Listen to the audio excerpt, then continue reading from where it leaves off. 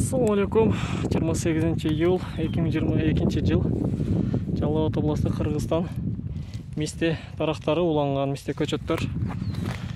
2020 жылы жаз айларында тегилген көчөттөр булар. Калыңдыгы мындай калыңдыкта тегилген. Азыр уже жоондугу адамдын баш бармагынан да жоонураак.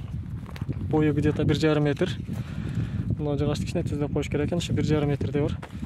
Схема посадка 5 метрге 5 метр, 6 гектар мисте багы. Тамчылат сугаруу шлангалар тартылган 40 сантиметрден.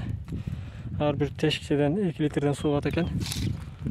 Жалпысынан көчөттөрдүн көрүшү мындай. Орточо 1 метрдей бар. Көбүнүн эле, бирок кээ биринде бир аз маселе да бар. Эми улан элек көчөттөр да бар экен ичинде.